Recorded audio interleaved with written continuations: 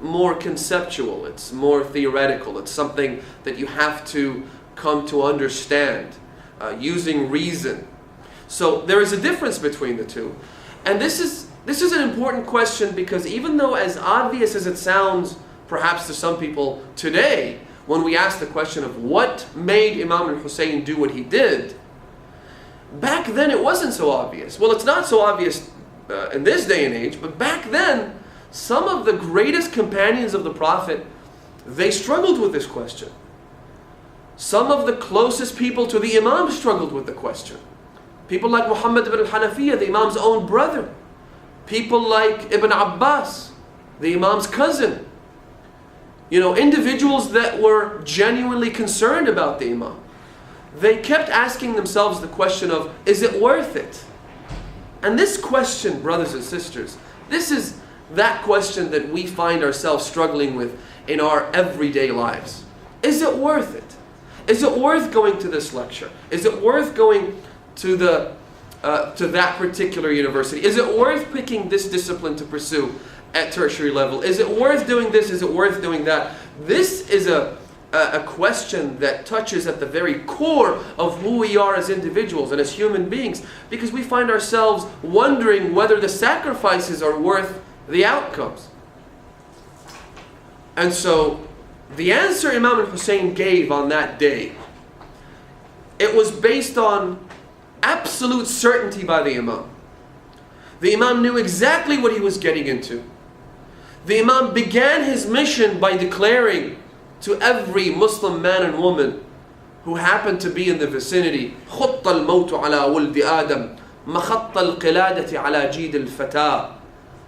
Death surrounds the neck of the children of Adam the way a necklace surrounds the neck of a young girl. And then the Imam says that I have been given the option. In other words, I'm not being forced or coerced into this. I know what I'm getting into. I've been given the choice, and I have chosen to pursue death. I have chosen to pursue the path that leads with certain death, not only for me, but for my household, for my family, for my friends. And what kind of friends are we talking about? We're talking about the people that Imam al-Hussein himself spoke about them being the most loyal of all companions. He says, I do not know of any companions better or more loyal than my own.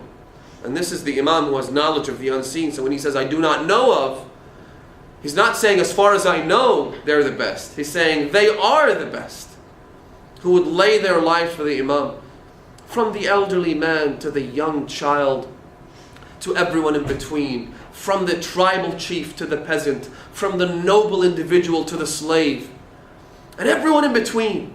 They were all there, demonstrating the highest ideals, the best morals, and the best ethics, and the best actions that any man or woman could ever aspire to, within a very, very short amount of time. 32 days is what the movement lasted for. 32 days. From the 8th of the Hijjah to the 10th of Muharram, the Imam brings these people from all walks of life together to form the University of Hussein, where you have people that can act as role models for people from all walks of life, from every culture, every background, every social status that you can think of, and demonstrating to us what it means to be human beings.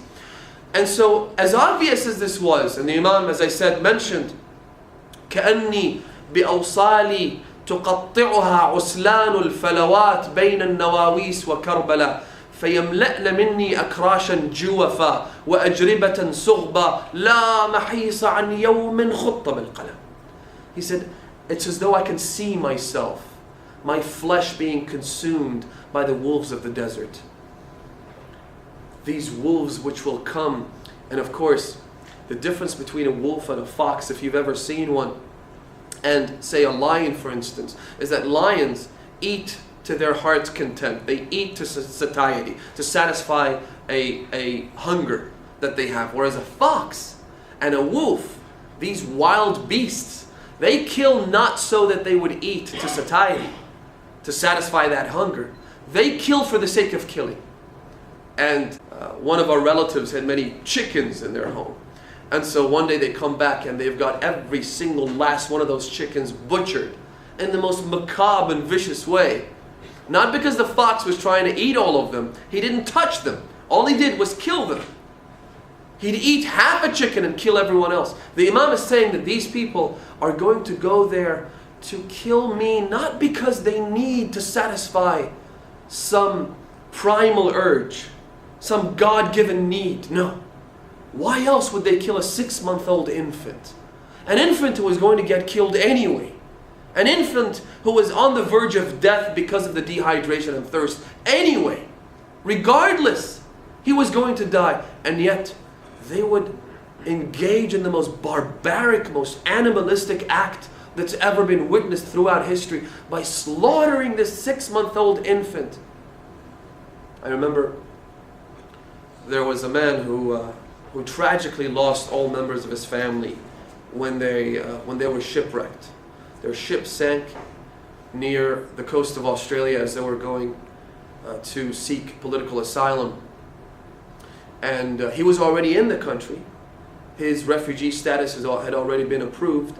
But because of the horrible policies that were in place at the time and continue to be in place, they couldn't be reunited with their families. So this family, they all drowned. It was his wife and his 3 daughters. It was such a tragic, such a solemn atmosphere that when I walked into the house, I felt as though the walls and the ceilings were crying along with everybody else. So I sat down there. He started talking about his daughters. He had their pictures up on the wall, and he'd say, this is my 4-year-old. Ironically, her name was Ruqayyah. And this is my 7-year-old who just started wearing the hijab. And this is my 12-year-old who called me from Indonesia saying that, Daddy, I'm coming along. And as soon as I get there, I want to start, getting classes in Quran and so on and so forth. And he tells stories about them, and it was very, very emotional. And in the midst of the fervor, the emotions, the weepings, the cryings, he suddenly made a point that I'm sure he didn't mean, but it was understandable why he'd say something like that. He said, Sayyid, my daughters are now being eaten by the sharks. Even Imam Hussein got to bury his children. Imam Hussein got to bury his children, whereas my daughters are being eaten by the sharks in the middle of the ocean. He made that comment. I understood the position he was in, and so I decided against trying to, discuss it with him, trying to rationalize anything. So I left it all the way to the end. When I was about to leave, I whispered into his ears. I said to him, brother, yes, Imam Hussein did get to bury his children, but where in history have you seen a 6-month-old infant being slaughtered with a 3-pronged arrow that was designed to hunt wild beasts? It was designed to hunt animals in the desert. It was designed for adults, not for children. You go to hospitals these days and they have 2 types of needles. They have got needles for adults and needles for infants, which are much finer. And yet they use those 3-pronged arrows to slaughter this 3-month-old infant from ear to ear while he was in his father's hand.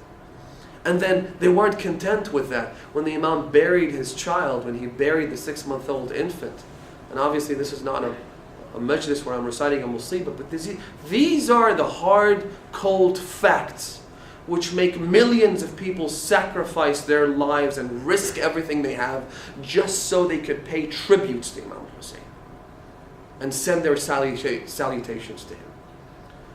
When the Imam buried his child, they say that after the end of the massacre, each tribe got to carry one of those sacred heads as a trophy to take back to the king and request some sort of a prize in return for the head that they were carrying. And then one tribe comes to Umar ibn Sa'd and they say that we're not going back. Why? Because we don't have a head. We don't have a trophy. We don't have something to hang on our walls. They said, well, it's okay, it's fine. They said, we're not moving until we get a head. So one person comes up to them and says, I have a head for you. I saw Imam Hussein going behind his tent, burying his 6-month-old infant.